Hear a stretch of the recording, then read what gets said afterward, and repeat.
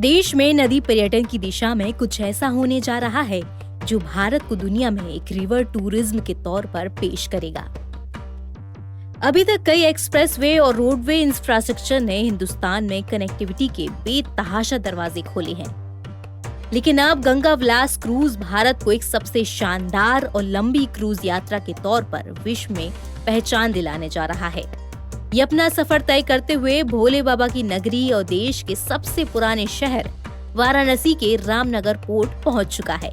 ये 13 जनवरी को वाराणसी से डिब्रूगढ़ के अपने सबसे एडवेंचरस सफर पर निकलेगा, जिसे खुद प्रधानमंत्री नरेंद्र मोदी हरी झंडी दिखाएंगे।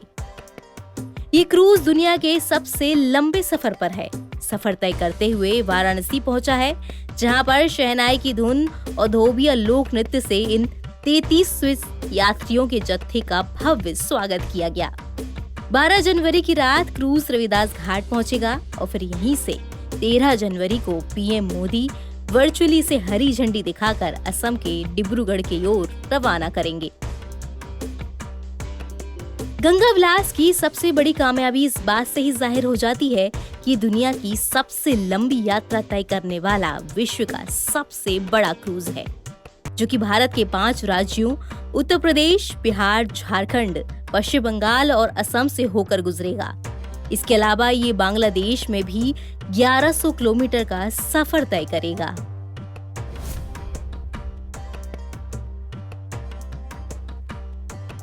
इन सब के तर ये जान लेना जरूरी है कि इस क्रूज की चर्चा अंतर्राष्ट्रीय बिरादरी के बीच इसलिए भी हो रही है क्योंकि भारत ने मेड इन इंडिया के तहत बहुत स्मार्ट कदम उठाया है। वो कैसे?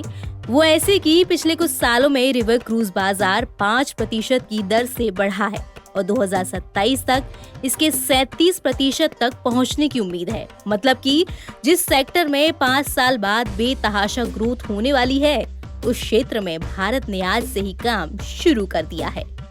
भारत को लेकर हमेशा ही पिछड़ा होने या दुनिया से पीछे होने की बातें कही जाती रही हैं, लेकिन इस क्रूज को बनाकर भारत ने मिसाल कायम की है, क्योंकि इस प्रोजेक्ट से भारतीय उपमहाद्वीप में पर्यटन का नया क्षितिज खुलेगा। और तो और ये सुंदरबन डेल्टा और काजीरंगा नेशनल पार्क जैसे राष्ट्रीय उद्यानों और अभ्यारण्यों से भी होकर गुजरेगा।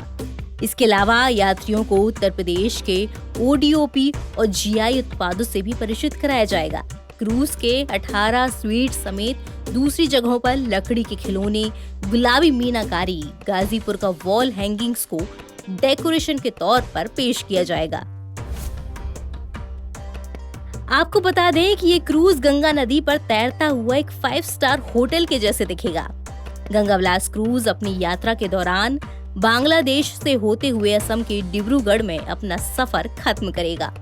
50 दिनों की यात्रा में गंगा विलास क्रूज भारत और बांग्लादेश की 27 नदियों से होते हुए 3200 किलोमीटर का सफर तय करेगा।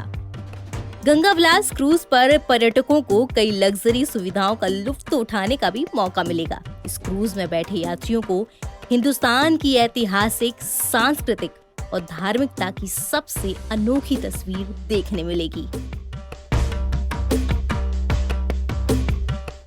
एनबीटी ऑनलाइन की रिपोर्ट।